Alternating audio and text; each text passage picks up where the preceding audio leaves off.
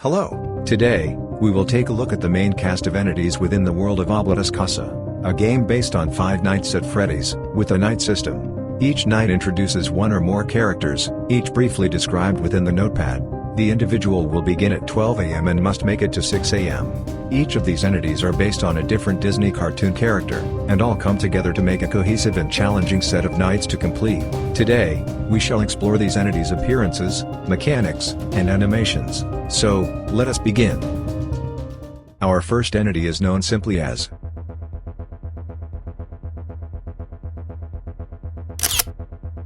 Willy. This entity takes on the appearance of a version of popular cartoon character, Steamboat Willie. The differences being it wearing white gloves, and a sailor hat. He has rather deformed features, such as having a gaping mouth with hollow eyes. It has melted features, as well. It looks rough with a black texture that makes it look rather dirty in general. Willie is introduced in Night 1. His introductory note reading, "The music will lure him." Every night he will begin in camera 1 and make his way to camera 3. And subsequently camera 6.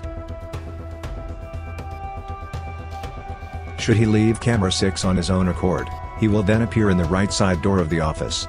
The individual is then given a brief few seconds to lure Willie away, before it kills them. This is Willie's primary path. However, should he for any reason be lured to camera 2, or any camera connected to camera 2, excluding camera 3, he will make his way to camera 2. Then to camera 4. Should he leave this camera on his own accord, he will then open the door in front of the individual and stand there for a few seconds. The individual has a few seconds to lure Willie away. Should they fail, they will be greeted with its jump scare. To fend off this entity, the individual must use the music box. On the top right of the monitor is a button with music note symbols. Clicking and holding the button will cause it to play a soothing music box track. This track will lure Willie to any room it is used in. However, it must be a room connected to the room Willie currently resides at. For example, should Willie be in camera 2, cameras 9, 7, 1, 5, and 6 will be off limits. However, if played in cameras 8, 3, or 4, Willie will go to the said camera playing the music box, and the camera that Willie currently resides in, or any camera that isn't connected to it, will do nothing. Here is Willie's jump scare. Isn't nice.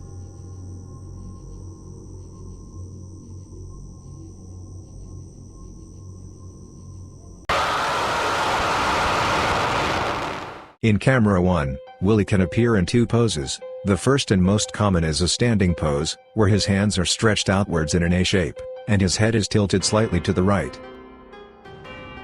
The second, much darker pose, depicts Willie hanging. Although his head and neck cannot be seen, his tails is very visible. In camera 2, Willie will appear standing in that same A shape behind the coffee table. This time, however, his head will be straight and will be looking at the camera. In camera 3, Willie will appear in the bottom right corner. His lower body is cut off from view and he is bathed in the shadows. His face isn't clear, but it is recognizable. His head will once again be tilted to the right.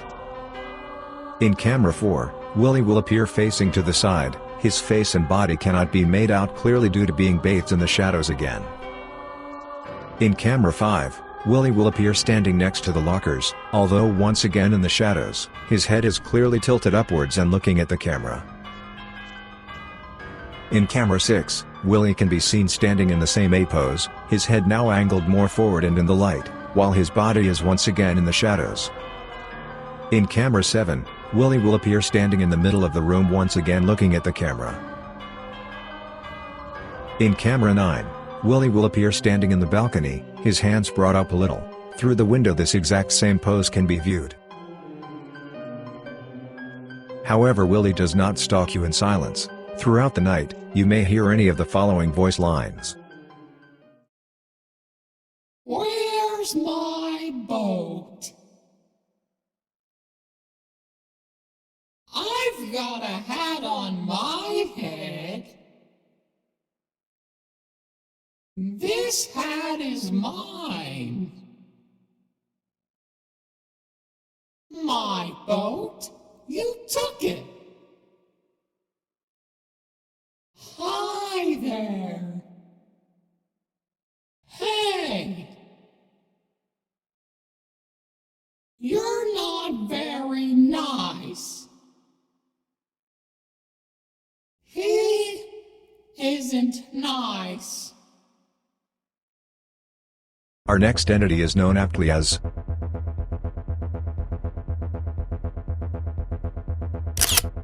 Belial. This entity is based on the popular cartoon character, Hortensia the cat.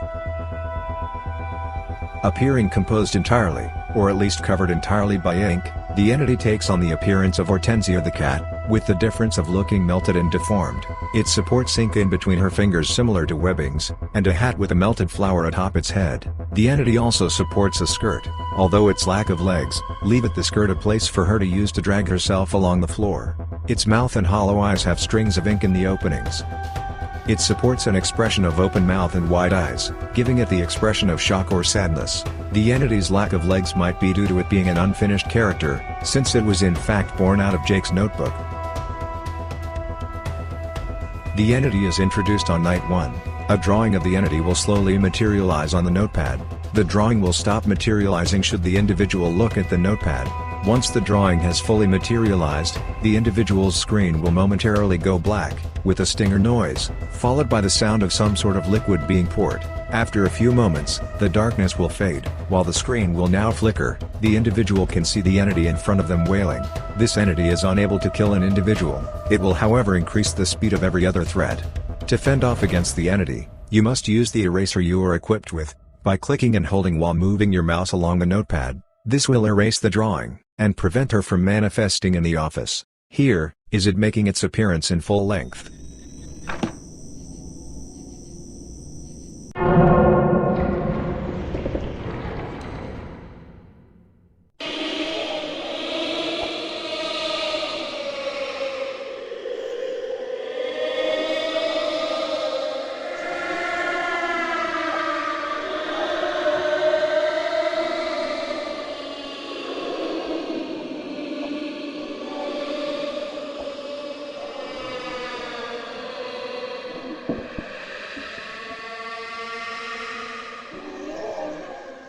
Our next, and to many, most horrifying entity is known as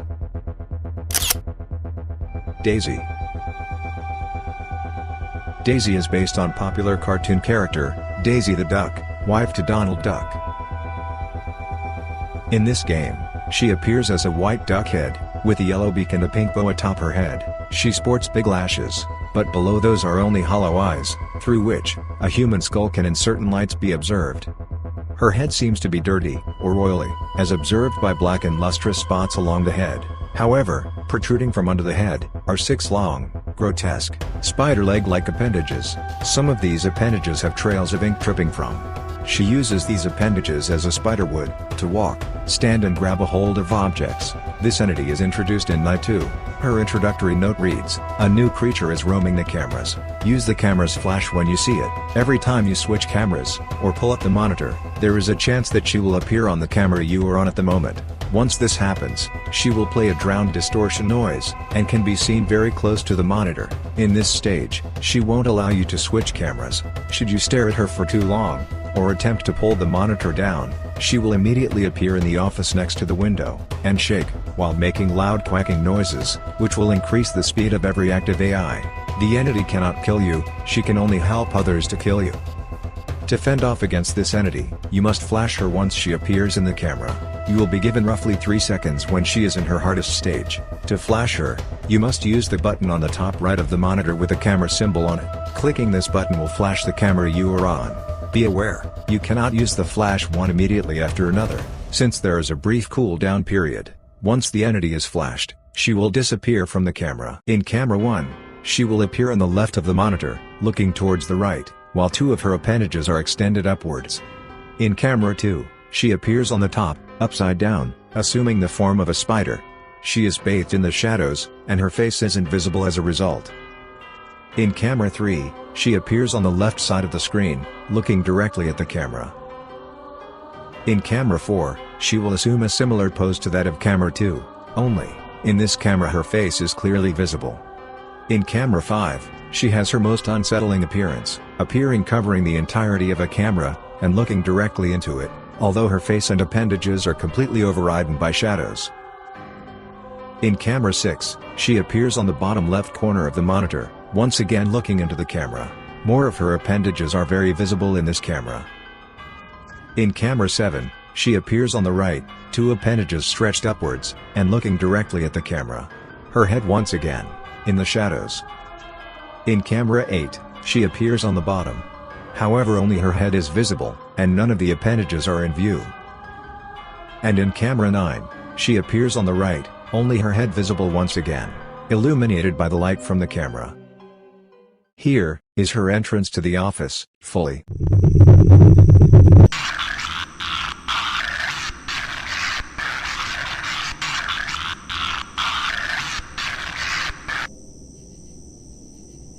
Our next entity is known simply as the face. The face takes on 2 distinct appearances, each with their own behavior. The first is known as the corrupted face. Appearing based on popular Disney character and icon, Mickey the Mouse, it takes on a way more melted and oily texture than the original Mickey Mouse. It supports a black body, and a tan face. Wearing white gloves and red shorts with 2 white buttons. Atop its head are melted ears, and in its mouth are rows of dirty teeth. In its eye sockets, there exists human-looking eyes, however a more desaturated and smaller form of human eyes. Within these same eye sockets, a human skull can also be viewed.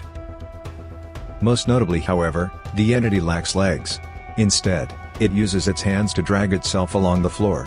The reason for this entity's lack of legs is as of yet unknown. This entity, which appears from night 2 to night 4, will at random intervals make a distinct, drowned, tapping, almost knocking sound.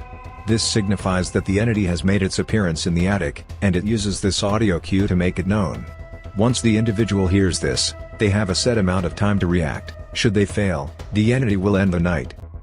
The entity's introductory note reads, "Listen to the sound in the attic."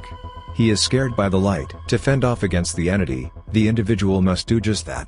Should they hear the aforementioned sound, they should immediately go to the attic.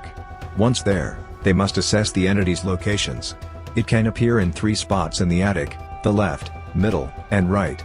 Once identified, the individual must then click and hold, which will ignite the lighter they are equipped with. Once that's done, the individual must then move the lighter over the entity's face and keep it there. As was stated, the entity is afraid of the light, therefore it will scare the entity. After a few seconds pass, the entity will move to one of the 2 other locations. Then, the individual must identify which location the entity just moved to, and move the lighter over its face again.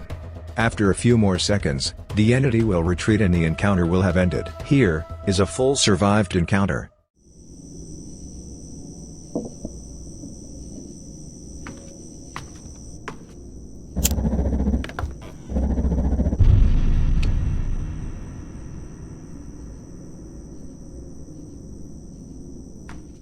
However, should you fail to react in time, one of 2 scenarios may occur.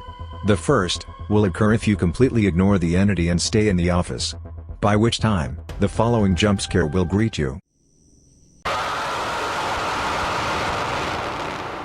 However, should you go to the attic and fail to fend him off in time, you'll be greeted by this jump scare.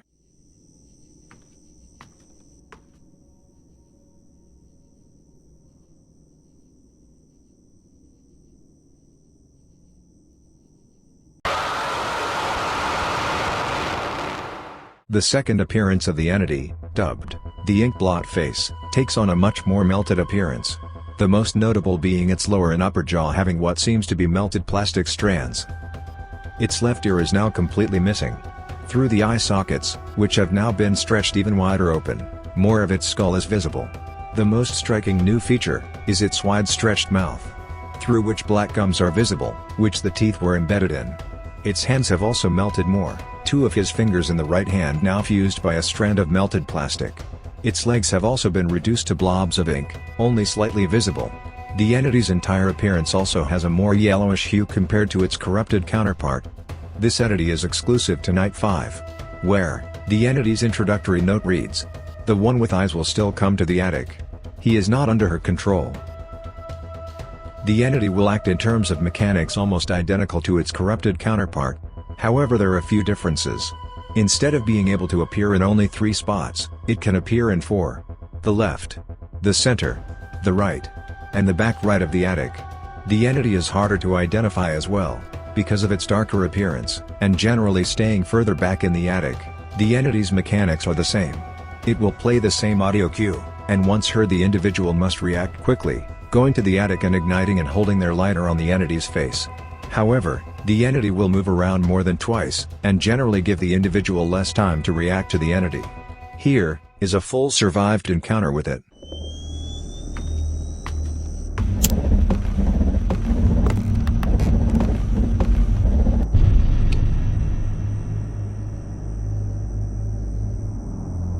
Should you fail to react in time, once again, depending on your location, one of 2 scenarios can occur. First, if you are in the office, which will greet you with the following jump scare.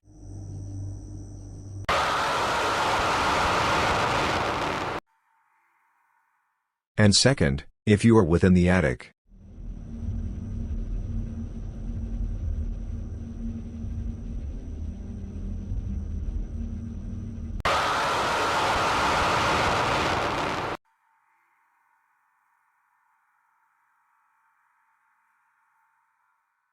This entity is another entity that does not stalk in silence. Here are all sound cues and voice lines tied to the entity.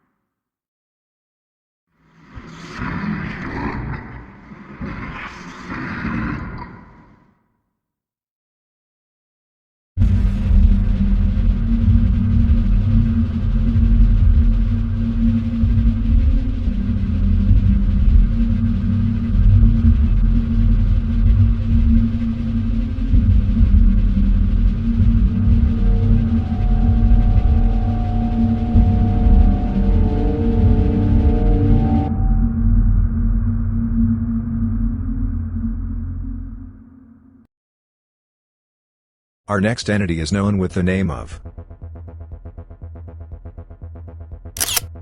Photonegative Mini. Photonegative Mini is, as you would expect, based on the popular Disney cartoon character, Minnie the Mouse. In this game, she appears with the inverted color scheme of Minnie the Mouse. The same melted and oily texture is seen on her form as well. Her body is white, with a cyan face. She has a cyan bow atop her head, wears black gloves, a cyan dress with black dots, and cyan high-heeled shoes. She also has desaturated human-looking eyes, and if looked closely, through her eye sockets, a skull is visible. This entity is introduced in Night 3. Her introductory note reads, "You cannot let her into your room. Use the flash. Every night she will begin in camera 2, hanging. Then, she will lower to the ground and begin her pursuit to enter the office. From camera 2, she will either choose the right or left path. For the left, she will go to camera 4. Should she leave this camera on her own accord, she will then appear in the office, behind the attic ladder, momentarily killing the individual. Should she choose right, she will go to camera 3, and then camera 6. From there, should she leave camera 6 on her own accord, she will appear in the far right of the screen, and promptly kill the individual. Should she enter your office, it is a guaranteed death sentence. And she will greet you with the following jump scare.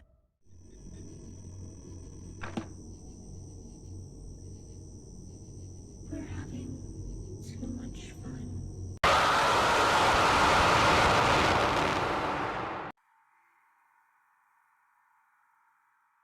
However, should she be in camera 8 for any reason, she can then make 2 decisions. Should she go to camera 2, she will then do the same thing stated before. However, should she enter camera 7, she will then move to camera 1, then camera 3, and lastly camera 6. before proceeding into the office. To fend off against this entity, you must use the camera flash, by clicking the button on the top right of the camera, with a camera symbol on it. Flashing the camera she is in, will cause her to retreat into a further camera. As an example, should she be in camera 4 and you flash the camera, she will retreat into camera 2, where she can once again be flashed to retreat further into camera 8. A few things to take note on is, first, there is no way to push her into cameras 9 and 5. Second, should she be in camera 8, and you flash her, she will retreat outside the building, meaning she is no longer visible in the cameras. However, soon enough, she will re-enter the building through camera 8. In camera 1, she appears standing in the doorway, looking at the camera. As a few seconds pass, she will lower to the ground, standing next to the table, her face in the shadows. However, as an Easter egg, she may appear in nights 5 and 6, hanging once again, this time much closer to the camera. In camera 5, she is very easy to miss, appearing only in the shadows. The silhouette of her head and ears are the only visible things.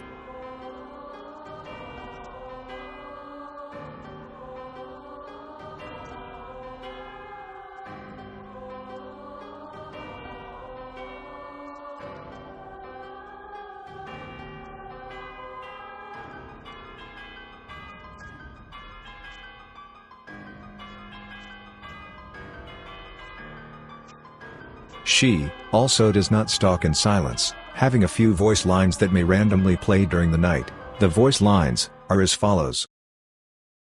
She's angry. Stop looking at me. Am I ugly? We're having too much fun. Where did Mickey go? Our next, and most surprising appearance of an entity goes to an entity that has been named Pete.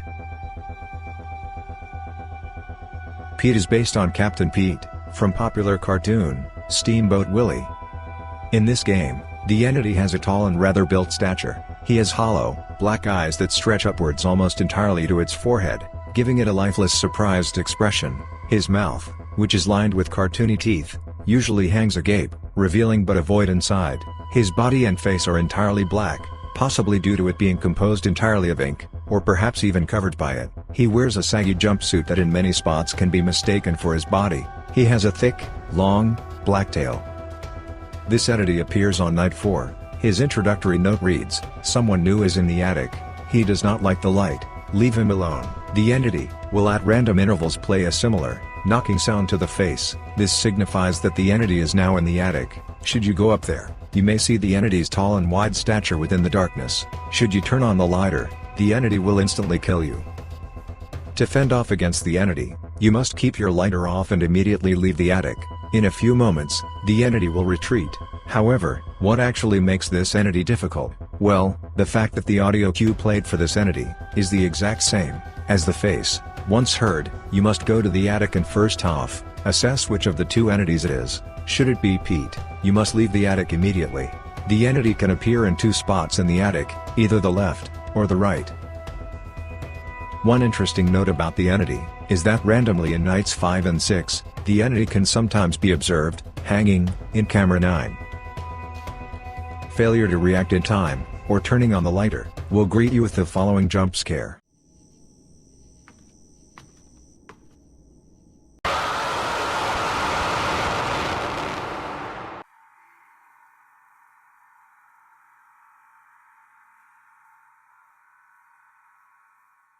Our next entity is known as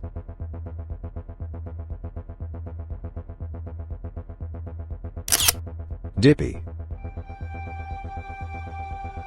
Dippy is based on popular Disney cartoon character, Goofy the dog, or rather, its predecessor, Dippy Dog.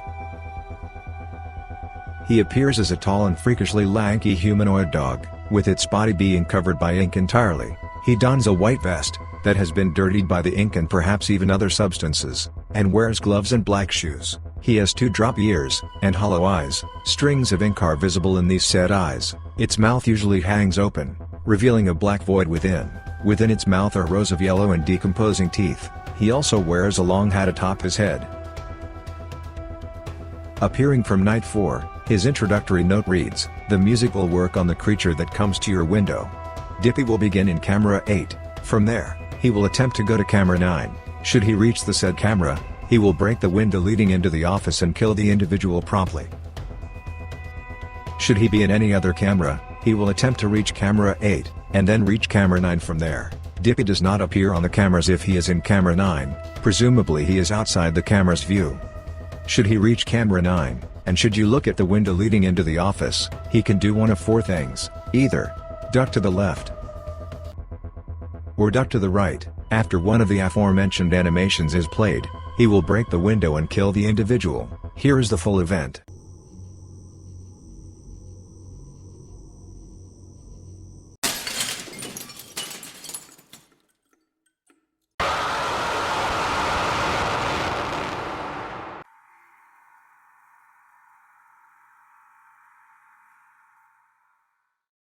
To fend off against the entity, you must use the music box. Similar to Willy, should you play the music box in a camera connected to a camera that Dippy currently resides in, he will move to the said camera. You must use the music box to lure Dippy away from the window. He cannot enter through the doors to the office, so even if he is in cameras 4 or 6, it will not matter. If he does reach camera 9, you have one last hope. You can lure him away via the music box to camera 8, however you mustn't look at the window. If you do, and the window breaks, it is a guaranteed death sentence. Here are all the entities' poses in the cameras, one by one.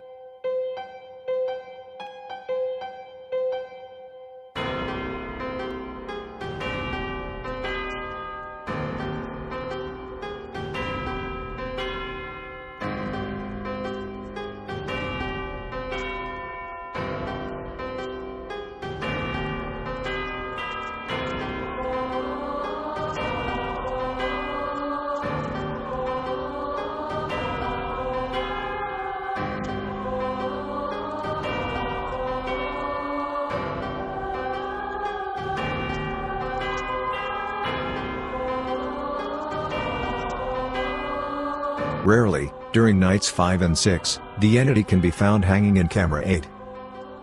The entity isn't silent, and will speak throughout the night. Here are those voice lines. Salvation is coming. Don't leave me here alone. You should have waited. My life, I want it back. The light guides me. Our second to last entity has been simply nicknamed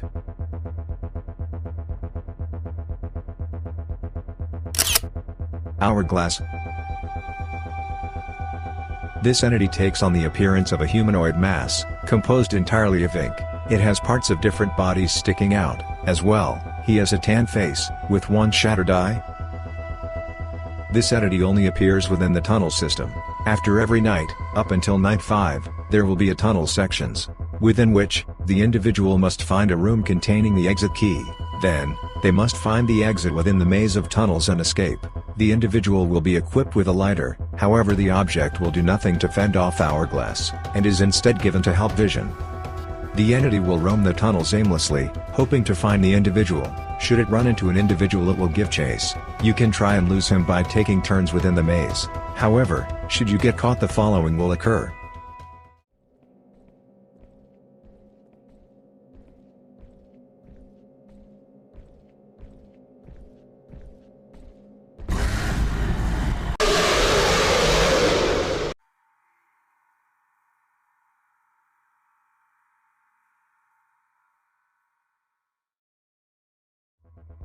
You might be wondering, why doesn't he appear within the tunnels on night 5 onwards? Well, the answer is simple. After completing night 4's tunnel section, the entity is destroyed by being trapped in the boiler room, and subsequently burned. With it, the tunnel section also dies.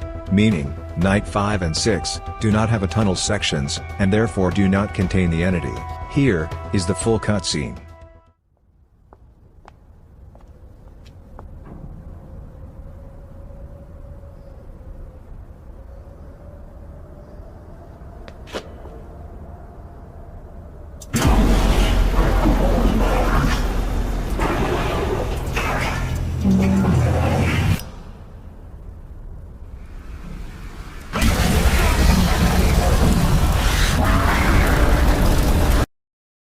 And our last, and primary antagonist has been aptly nicknamed Mother.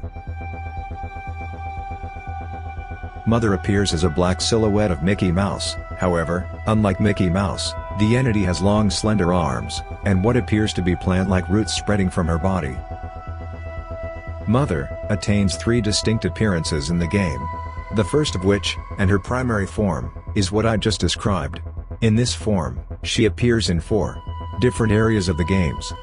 Firstly, during Night 1, at exactly 5:30 AM, she will jump scare the individual.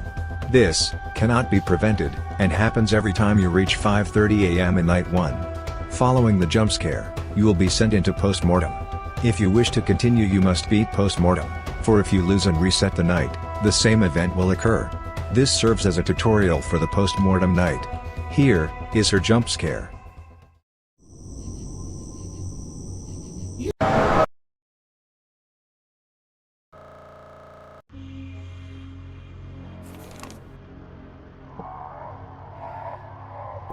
After Night 4, she makes her next appearance, in the form of a post-night cutscene. Subsequently, after beating the tunnel system after Night 4, and watching the cutscene of Hourglass being burned, you will be met with another cutscene. This one depicts Mother, enraged at Hourglass, or as she refers to her children, being burned. She then reveals the true extent of her existence, as the embodiment of the island. Then, having had enough of the protagonist, she promises to exterminate him by possessing Mick. Here is the full cutscene. No. No. No. No. No. No. No! What did you do? They were children. My children. I took them under my care. I protected them. They did nothing to you people until you. They didn't know why you were doing anything to them. They didn't even understand what you wanted. They were scared. And you killed them. You people shouldn't have come here. I shouldn't have let you. I've seen what you people do before. Everything that you do here. Every time your team meddles in something they can't understand.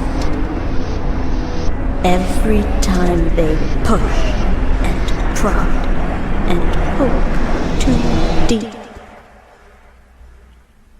You don't even realize that the grass you step on, the air you breathe, it's all me. I've always been here. Every single time. Even if you didn't realize it. Even if you didn't recognize me. I have been here forever. And I will be here forever. But even after the countless amount of times I've seen this play out, the eternities I've spent with you, I never thought you'd go this far. I was wrong to let you pollute this place, to walk all over me as long as I did. I was wrong not to deal with you a long, long time.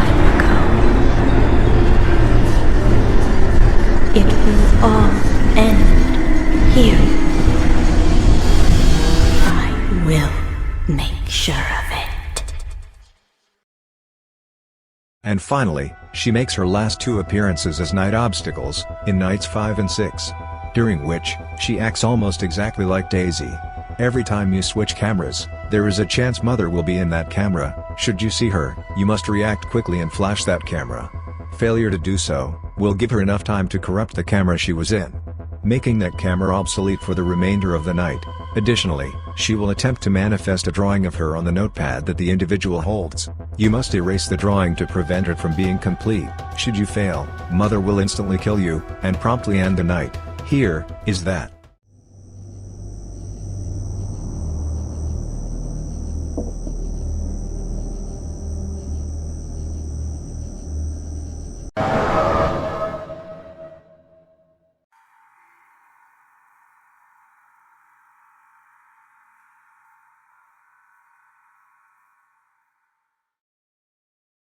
Her second and third form are both Mick. She appears possessing a normal Mickey Mouse suit. However, this suit seems to have an exceptional number of veins visible on the skin. The eyes are either hollow, or have Mother's ring-like white eyes in the sockets. The third form is an elongated and grotesque version of first.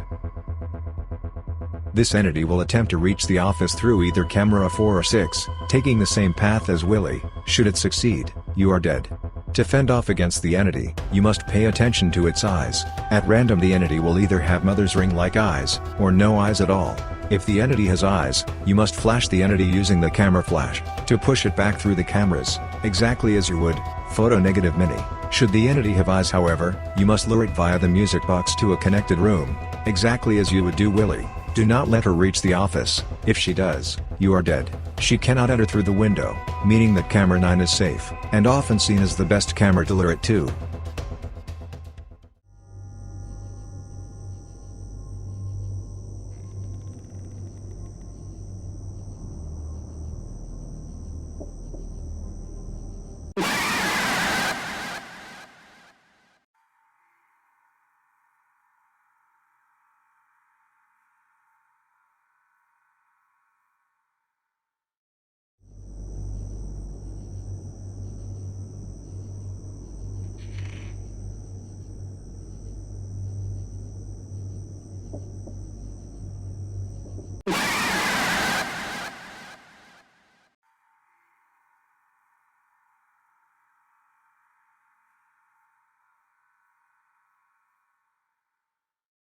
Sometimes, at random, the entity will enter the attic. No matter where it is on the cameras, it will play the same sound as the face and peep to signify this. Pay attention to the cameras. If she has disappeared from them entirely and you have heard the soft drown knocking noise from the attic, under no circumstances enter the attic, for if you do, you will die no matter what. Pay attention that the only 3 entities present in nights 5 and 6 are Mother, Mick, and Inkblot Face. You don't have to worry about any other threats.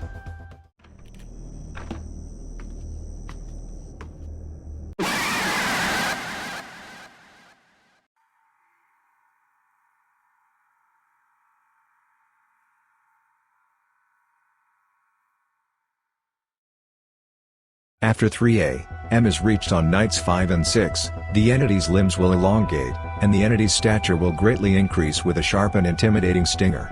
The flesh of the entity seems to now be stretched over the bones, and it now supports an even bigger smile. The entity will act the same, however, it will now heal much faster, making the second half of either night considerably more difficult than the first half. Here is what happens if you let the entity in the office. It's me, Mickey.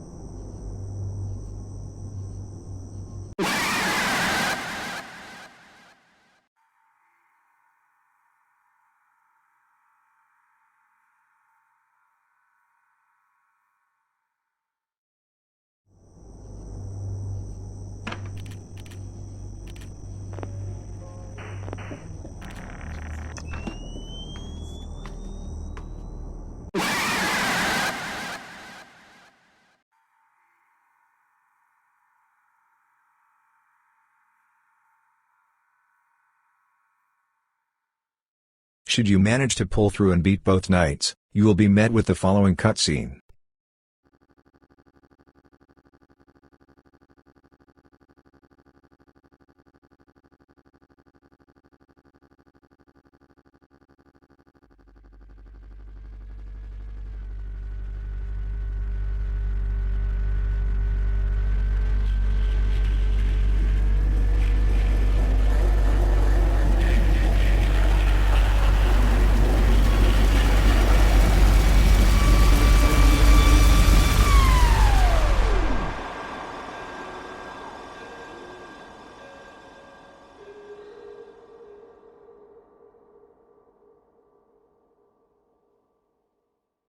Here is all the 3 entities' poses within the camera.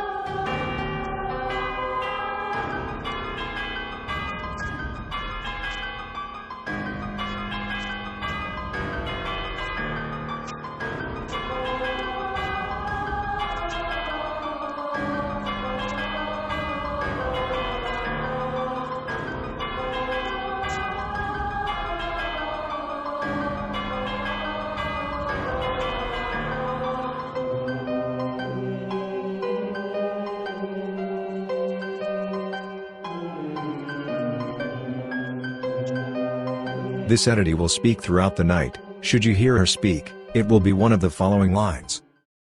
Your life is almost over.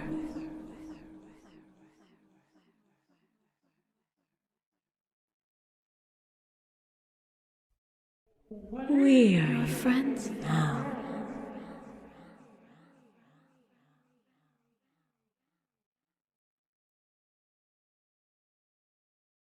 Don't be afraid. It's me, Mickey.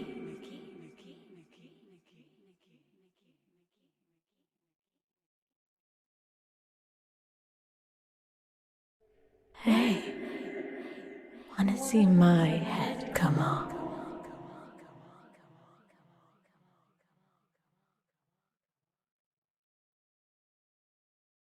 He's here, my children.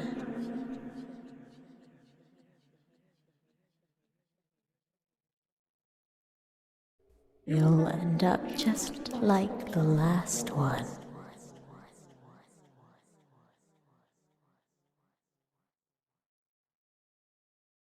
I never quite had a handle on that one, did I?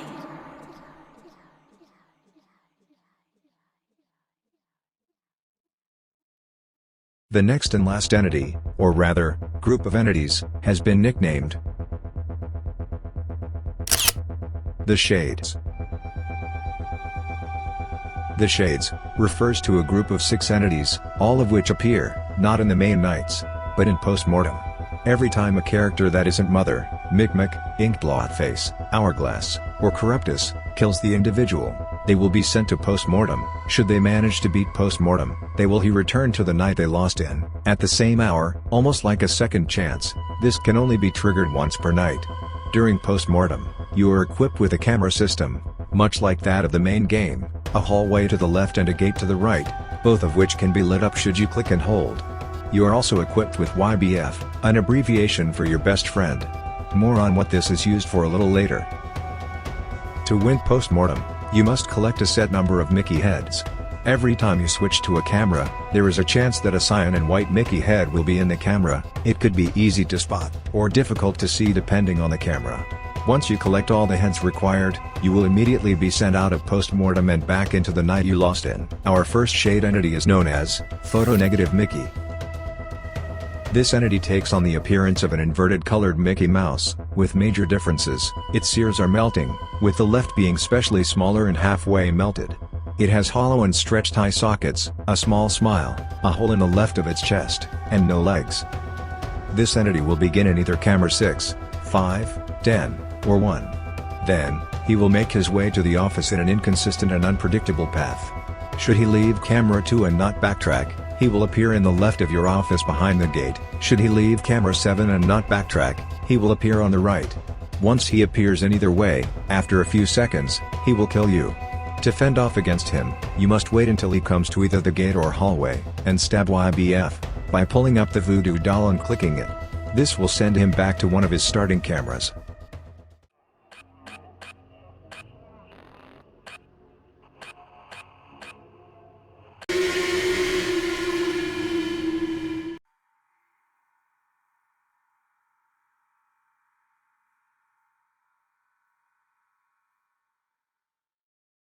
Our second entity is known simply as Oswald.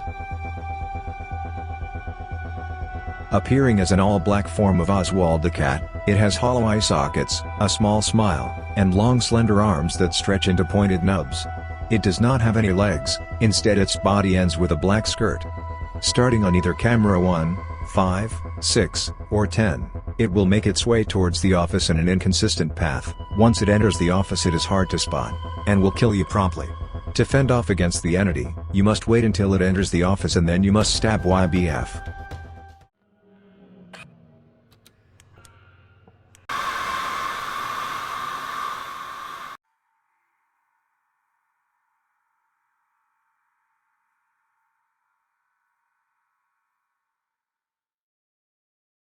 The next shade entity is known as Minnie. Appearing with the form of Minnie Mouse, it keeps its dotted bow and ears, but its eye sockets are hollow and stretched. An unknown black substance leaks from these empty sockets and seems to have stained its body. Its mouth is stretched inhumanly big, to reveal a black, toothless void. Its fingers are stretched and slightly pointed, and it lacks legs. The entity aimlessly roams the cameras, with no set path. Should you come across it in the cameras, it will pull down your monitor and manifest in the office. After a few seconds it will end the night with a jump scare. To fend off against it, you must pull the monitor back up quickly before it has the chance to kill you.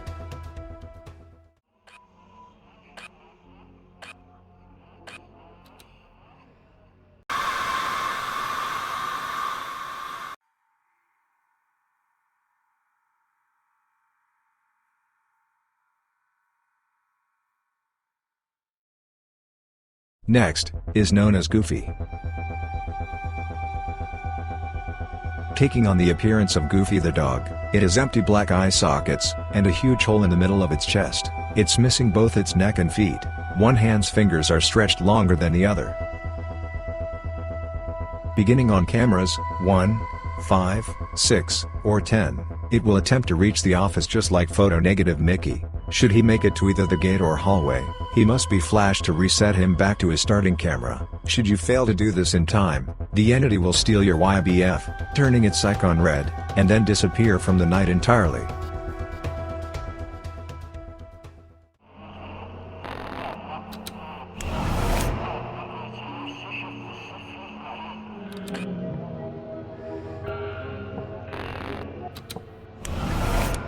The next shade entity is known as Donald. Appearing as Donald the Duck, it has hollow eye sockets that are covered by melted white plastic. It's missing its neck, left arm, and legs. It has a small section of its legs, but even those are burnt and highly disfigured. At random, it can possess a Mickey head, indicated by a flicker duck head over the Mickey head, and a drowned distortion noise. To deal with the entity, you must avoid clicking on that Mickey head.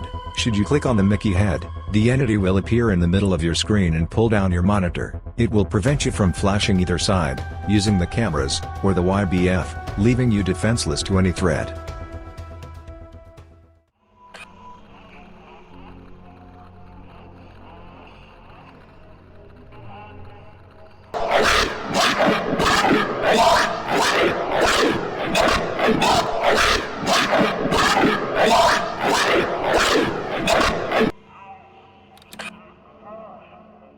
And lastly, is Sadie. Appearing based on Sadie the cat, it's covered entirely by ink, has hollow black eyes once again, long pointed fingers, and no legs. The entity will begin, and stay in camera 9. She has a total of 3 phases, that she will slowly go through. Should she leave camera 9, meaning the end of the last phase, you will instantly die. She takes a long time to go through these phases, and acts a timer for the post-mortem night. The only way to make her go back through phases is by collecting Mickey heads. Alternatively, should you stab YBF when no one's there, she will incrementally come closer.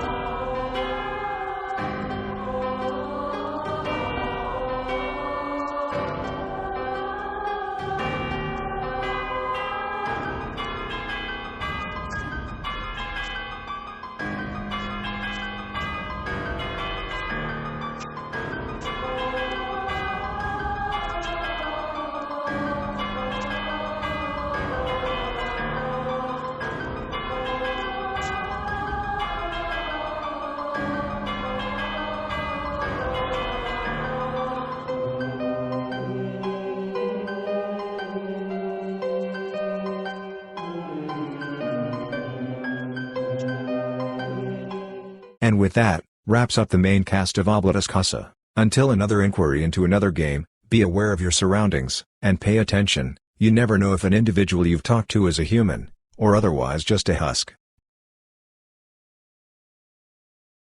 And as a last warning and advice, pay attention.